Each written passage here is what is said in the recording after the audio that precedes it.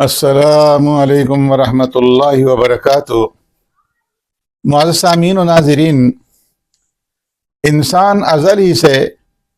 ایک دوسرے کا گلا کاٹتا آیا ہے۔ دوسروں کو دھوکہ دینا اور فریب دے کر کے خوش ہونا، اور پھر یہ سوچ کر کے اس کے اوپر مطمئن ہو جانا کہ اس نے جو دغا اور فریب کیا ہے اسے دیکھنے والا کوئی نہیں ہے مگر رب العالمین، جو قادر مطلق اور عالم الغیب والشہادہ ہے، اس کی نظر سے کوئی چیز پوشیدہ نہیں اور کچھ بھی پوشیدہ نہیں۔ ہم ایک دوسرے کا سامان اور مال اور دولت، زمین اور جائیداد اور نہ جانے کیا کیا زبردستی فریب دے کر کے اور دوسرے طریقوں سے، دھوکہ دہی سے، فراڈ سے، مختلف ترکیبوں سے ہم دوسروں کا مال، دوسروں کی جائیدادیں ہڑپ کر لیتے ہیں، ہتھیا لیتے ہیں،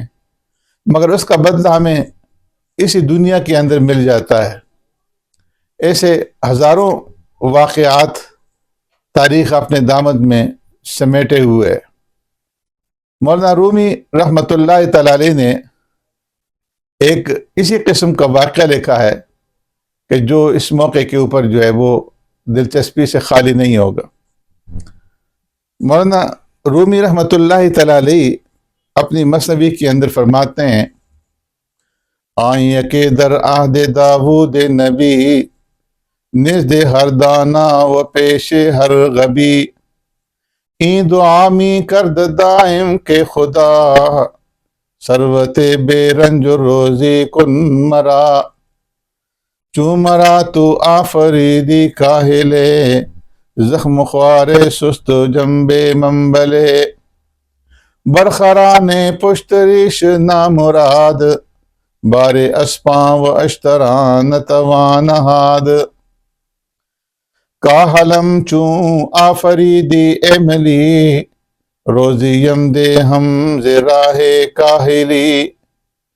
کاہلم من سایہ خسپم در وجود، خفتم اندر سایہ افضال وجود،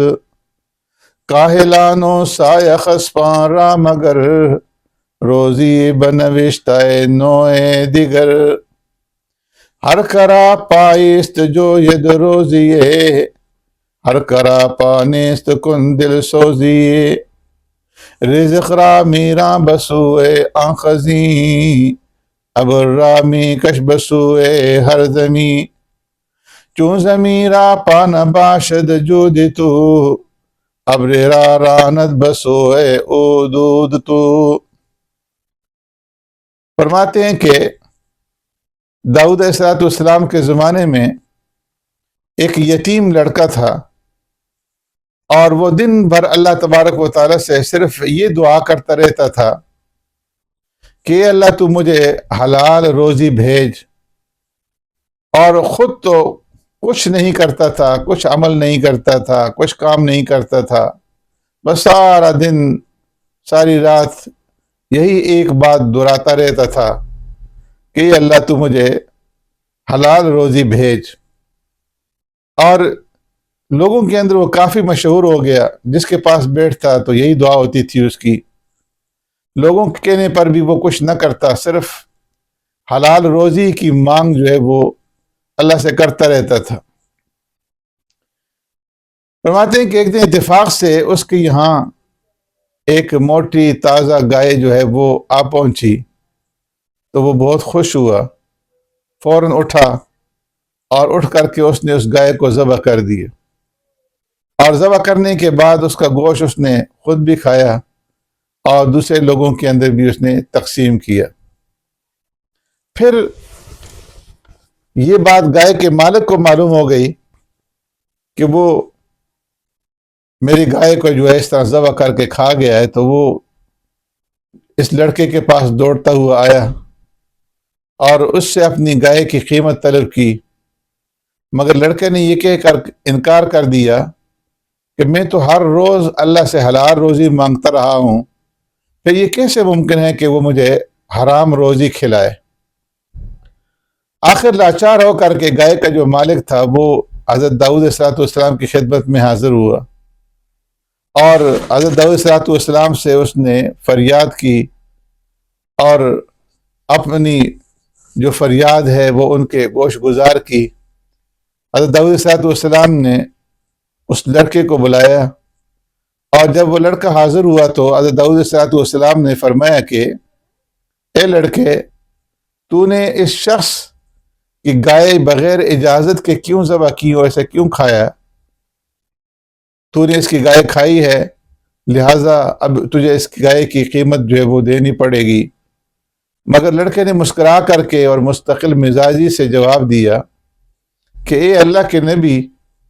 یہ کیسے ممکن ہو سکتا ہے کہ ہر روز اللہ سے حلال روزی مانگنے والے کو اللہ حرام روزی بھیج دے؟ مجھے پورا یقین ہے کہ میں نے حلال روزی ہی کھائی ہے۔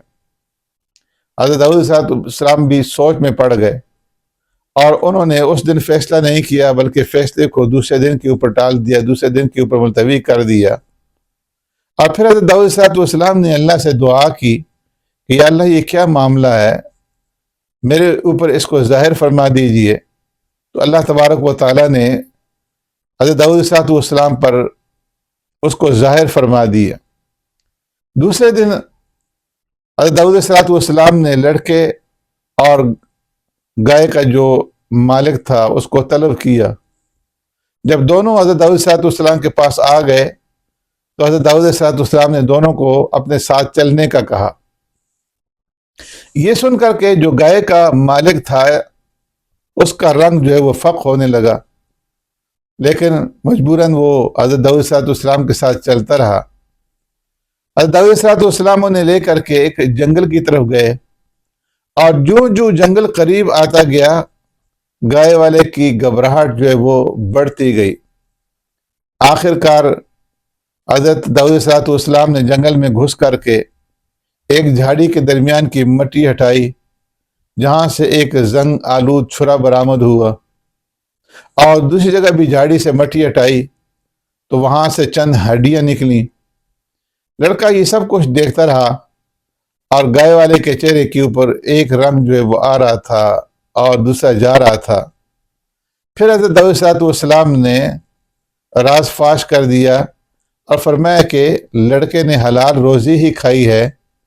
یہ گائے والا دراصل اس لڑکے کا خادم ہے، اور جب یہ لڑکا بچہ تھا تو اس خادم نے اس کے باپ کو جنگل میں لا کر کے یہاں پہ قتل کر دیا تھا، اور یہ چھرا اور یہ جو ہڈیاں ہیں یہ اس کے